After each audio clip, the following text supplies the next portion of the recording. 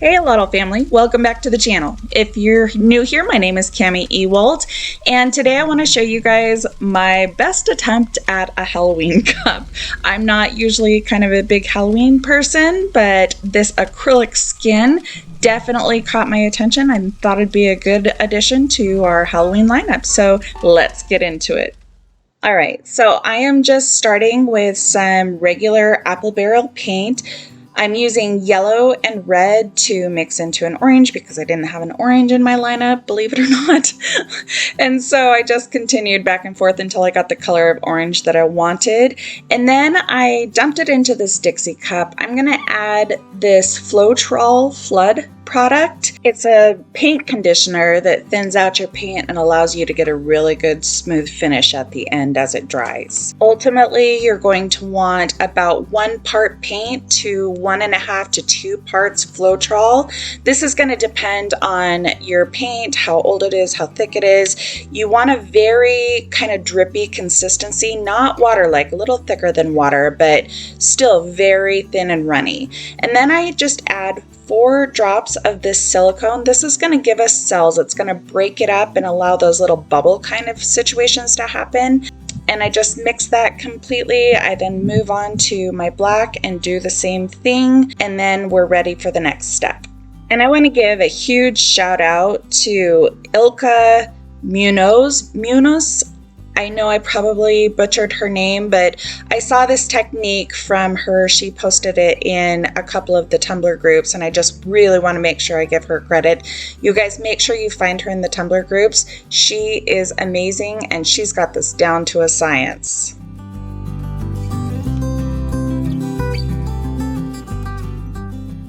Once I get my colors mixed up the way that I want them to be, I'm going to move on, and I took a cover of a notebook and just cut off a part of it. And alternately, you could do like wax paper over cardboard, something like that. You just need something kind of stiff to be able to move the paint around when you get to this point. So I am just taking these and alternating, making like little bullseyes. You can do this in any kind of pattern. You can just string it along. It doesn't have to be in a bullseye pattern. This is just how I chose to do it.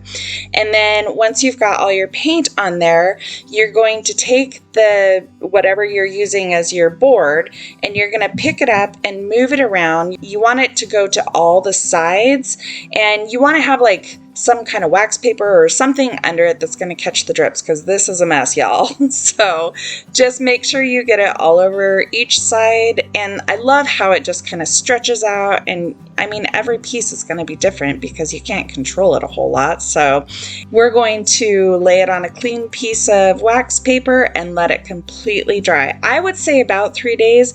This sat in my craft room for quite some time because I got into other projects and didn't get back to it. So after it's completely dry, I just take a craft knife and cut each side and carefully take it off whatever board you've got going on, because you can stretch it, which ultimately would kind of ruin your design. So definitely be careful here.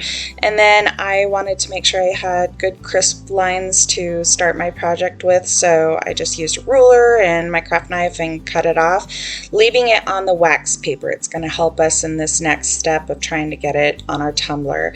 Because I had let it dry so long, it was really dry on both sides. If you do it about the 3 to 4 day mark, it's still pretty tacky enough to be able to get on your tumbler without this Mod Podge step.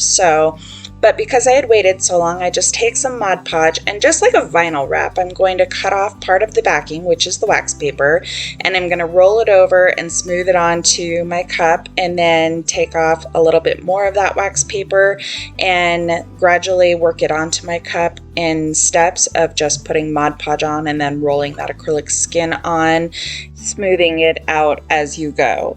You're going to want to make sure you're careful here. If you run into any bubbles, rather than trying to smooth them over to the edge, because like I said, this is still very stretchy and you don't want to stretch out your design. So if you wind up having little bubbles that you see along the way, just take your craft knife or a pin pen or something like that and just puncture it like you would vinyl and kind of squeeze out the air. That way you don't risk, like I said, warping this design.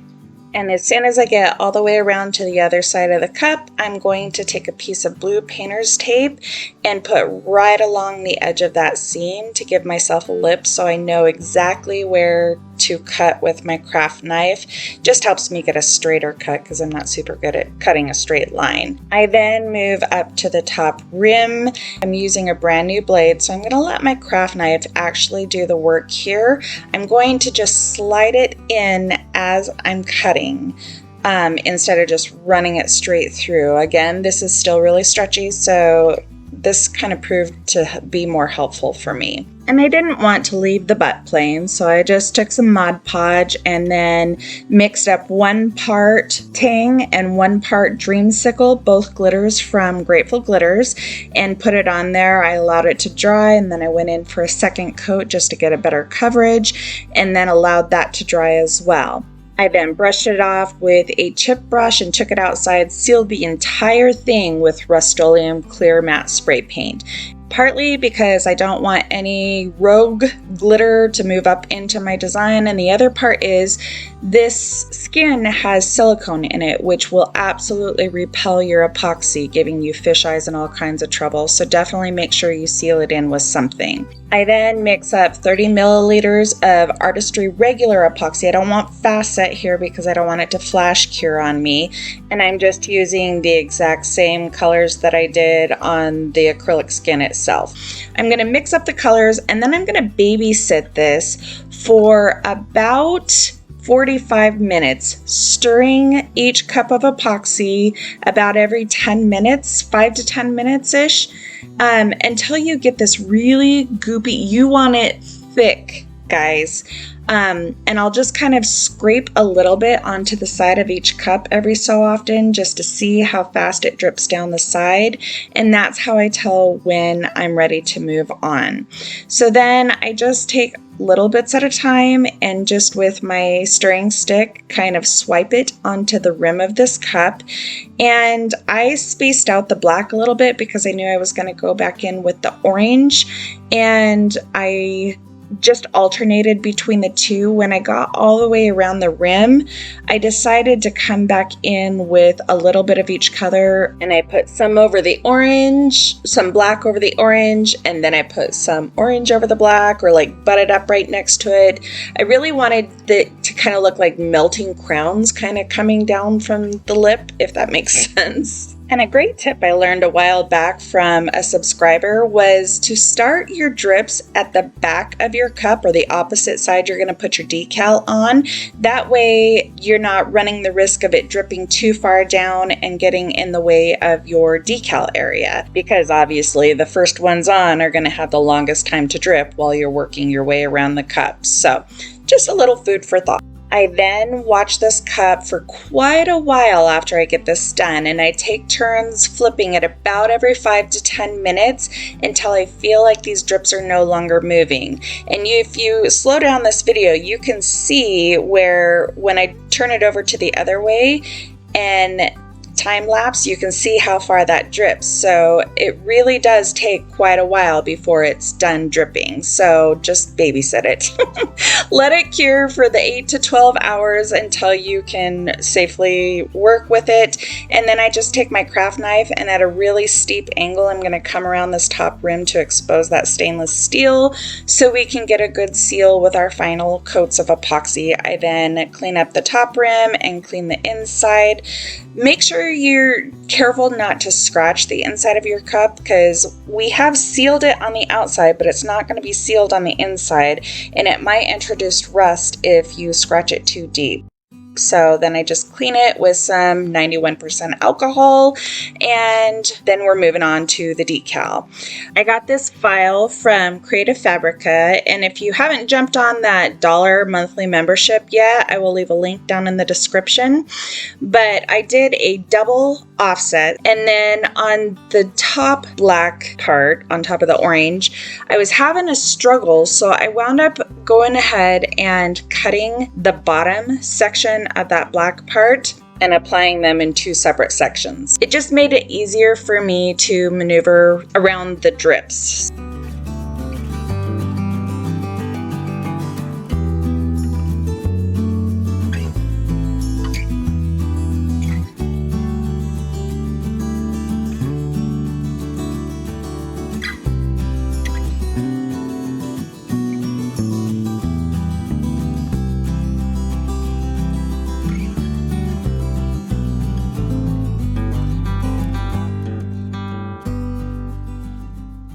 I then seal in all parts of this decal with gloss polyacrylic to make sure it doesn't cause fisheyes in my epoxy, to make sure it doesn't lift up as my epoxy cures. It just kind of solves a whole multitude of issues.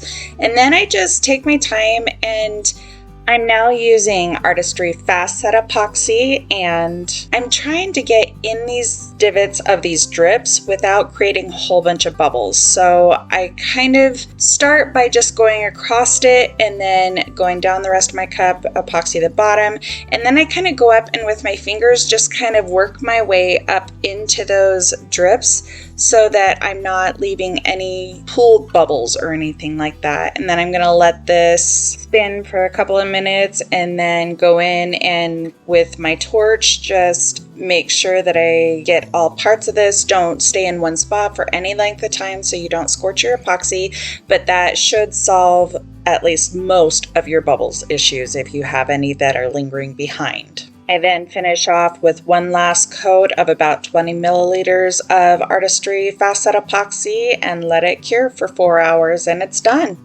If you guys enjoyed this video, here is another video I'd love for you to watch. Let me know if you have any questions or suggestions, and I will see you guys in the next one. Thank you so much for watching, guys. Bye.